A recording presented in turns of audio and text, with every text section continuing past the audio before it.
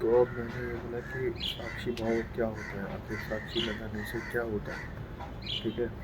तो साक्षी भाव जब मैं देखता हूँ, तो असल में जो बात मैंने पिछली वीडियो में बोली कि मैं इस ईगो में नहीं हूँ and I am one with the unity, वो बात मुझे समझ में आने लगती है कि I am not this guy who is doing all this. I must, ये जो मैं कर रहा हूँ, ठीक है, ये सब मैं नहीं कर रहा हूँ, ये कर रहा है मैं या रवि या सुरेश या राकेश जो भी है। उससे क्या होता है कि तुम्हें अंदर की प्रतिध्वनि जो है ना, तुम्हारे आसपास का वाइब्रेशन है, वो तुम्हें समझ में आ जाता है। मतलब जैसे कई लोगों ने ये चीज़ बोली है कि जब आप बहुत गहरे ध्यान में उतरेंगे तो आपको अनुभूति होगी, है ना, और दिख सकता है आपको एक अदृश्य शरीर अपना, यानी कि आप अपने इस शरीर से बाहर निकल के अपने आप को देख पाएंगे कि मैं इसको देख रहा हूँ, जिसको आउट ऑफ बॉडी एक्सपीरियंस बोलते हैं। और ये कोई मैं फालतू की ऐसे गप नहीं दे रहा हूँ, मैं बिल्कुल सच बोल रहा हूँ। आप जाके गूगल कर सकते हैं, इसके बारे में पढ़ सकते हैं। कई लोगों को आभास हुआ, मैं तो दूर दूर तक वहाँ पे नहीं पहुँचा। हालांकि सोते टाइम मुझे कभी ऐसा लगा था कि मैं हवा में उठ रहा हूँ और मैंने खुद को देखा था, लेकिन उसको मैं किसी तरह का वो नहीं मान सकता। लेकिन ये जो आभास है, बहुत ज़्यादा गहराई में जब आप उतर जाते हो तब आपको पता चलता है। मतलब, और ये चक्र वगैरह की जो बात है, यानी कि जब, हाँ, तो जब आप पृथक होकर सोच रहे हो कि मैं मयंक नहीं हूँ या मैं रवि नहीं हूँ या मैं ये नहीं हूँ, ठीक है, तो जो भी काम में रस आ रहा था, ठीक है, वो रस आना बंद होगा। जैसे मैं बोलता हूँ कि मैं मयंक को देख रहा हूँ, लेकिन मयंक को किसी चीज़ की भोग में रस आता था। मान लो कि मुझे काजू कतली खाने का बहुत ही शौक है, था, मान लो अभी है नहीं, लेकिन अगर मैं उसको बार बार देख रहा हूँ, अच्छा मयंक जा रहा है, उसके मन में एक हर्ष आता है, एक बहुत ही ज़्यादा मतलब उत्तेजना आ जाती है काजू कतली के नाम पे, उसके विचार के नाम पे। फिर जैसे ही वो काजू कतली खा लेता है तो बंद हो जाती है। अब अगर मयंक को मैं रात दिन, सुबह शाम, हर हफ्ते, हर महीने, इवन महीने तक और सालों तक भी मैं केवल काजू कतली खिलाऊंगा, ठीक है, तो मयंक को काजू कतली के नाम से नहीं चिढ़ेगा, ठीक है ना। ये होती है असली बात। तो मयंक को काजू कतली जो कि इतनी पसंद थी, वो एकदम से उसको ख़राब कैसे लगने लगी, क्या ऐसा हो गया जिससे उसको लगा कि नहीं, अब मुझे ये काजू कतली से नफ़रत है। तो अगर रस काजू कतली में होता, बात समझ लो, अगर रस काजू कतली में होता तो हमेशा आता। लेकिन मयंक को अब वो काजू कतली नहीं चाहिए, मयंक को रस मलाई चाहिए या फिर गुलाब जामुन चाहिए।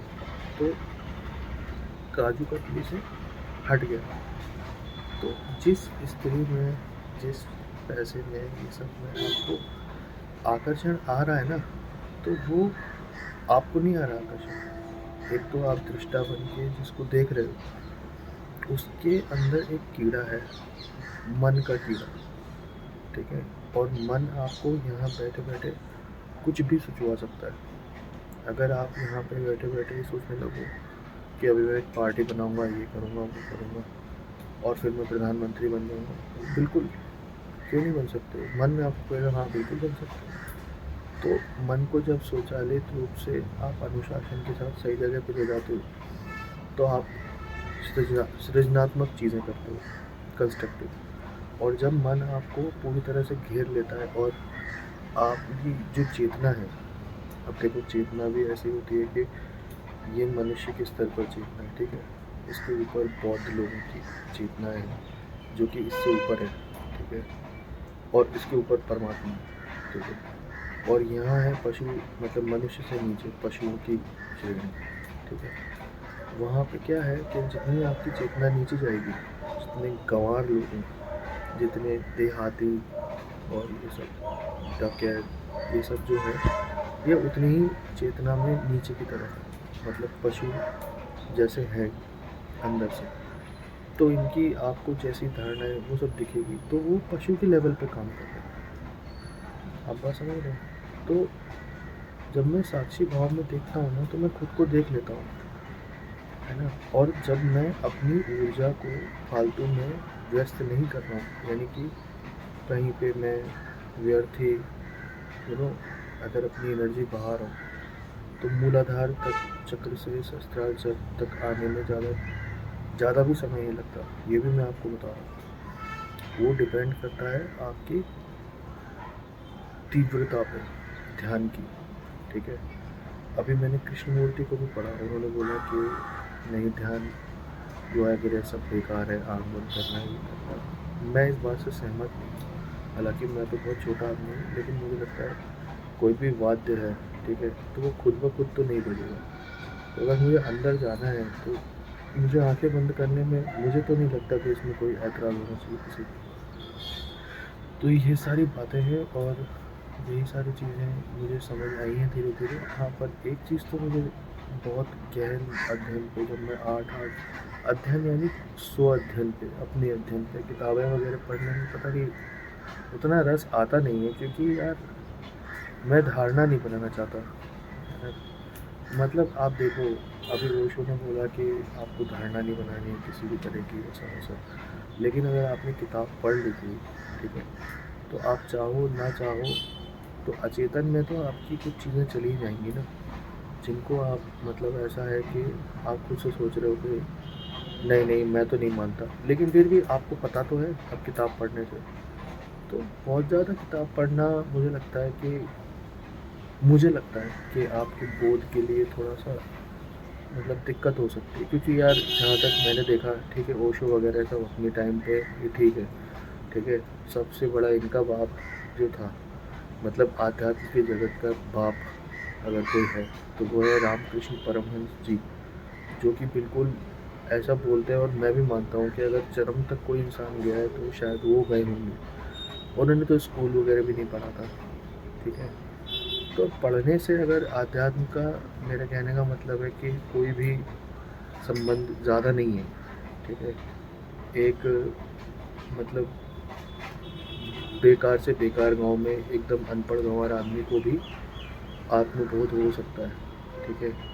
और 4-4 5-5 पीएचडी करके बैठे बहुत बड़े विद्वान को, नोबेल प्राइज़ विनर को भी ऐसा हो सकता है कि, और मतलब कि उसको कोई ज्ञान नहीं हो रहा अपना, कोई आत्मबोध नहीं है, कुछ नहीं है। पहली बात तो उसने चेष्टा करी कि नहीं, है ना? तो वो सारी चीज़ें डिपेंड करती हैं। तो आज के लिए इतना ही। और मैं ये सब पता है क्यों कर रहा हूँ, क्योंकि मैं चाहता हूँ कि जब मैं मतलब अब मैं खुद को मैं बोलने में भी मुझे अच्छा नहीं लगता। मुझे लगता है कि अगर मैं को, जिसको आप देख रहे हो, अगर ये कल को इस शरीर को छोड़ता है और चला जाता है इस शरीर के अंदर से, तो और जैसा कि सबका होता है कि राग बनकर ख़त्म हो गया, तो यार क्या है कि मैं तो इतना फेमस आदमी नहीं हूँ, ना मेरे कोई हज़ारों फॉलोअर हैं, ठीक है। बट अगर किसी ने भी मेरी बात को सुना, मान लो कोई बच्चा है, कुछ है, ऐसे ही स्क्रॉल करते हुए आ गई, या कोई सजेशन में जाके, या मेरी किसी फॉलोअर ने सुन लिया और उसको बात समझ में आ गई अगर, तो अगर एक बंदा भी मेरी बातों को समझ कर, ठीक है, और उनको अनुसरण नहीं करना है, लेकिन कुछ तो समझ में अगर उसको आया मेरी वजह से, तो यार मेरा तो जीवन धन्य हो गया ना। तो और लोग बहुत बड़ी बड़ी बेवकूफ़ियाँ करते हैं इंटरनेट पे, तो मेरे को लगता है कि यार मैं तो बहुत ही अच्छा काम कर रहा हूँ, बट फिर भी थोड़ा सा लगता है ना कि यार ये क्या है, लोग अजीब तो नहीं समझेंगे, ऐसा वैसा। तो इन चीज़ों से आपको क्या है, बाहर उभरना पड़ेगा। मतलब कि ये भीड़ तो है ही नहीं, ये तो ऐसे ही इंटरेक्शन के टाइम पे, जैसे कि सिनेमा होता है, उसमें जब लोगों को आप देखने जाते हो तो वो असली लोग नहीं हैं। तो संसार भी उसी तरीके की चीज़ है, मतलब स्वप्न रूपी है ये। और इसके सारे जितने भी घटनाएं और जितने भी मतलब वो है कैरेक्टर्स हैं, ठीक है, वो सब बेसलेस है।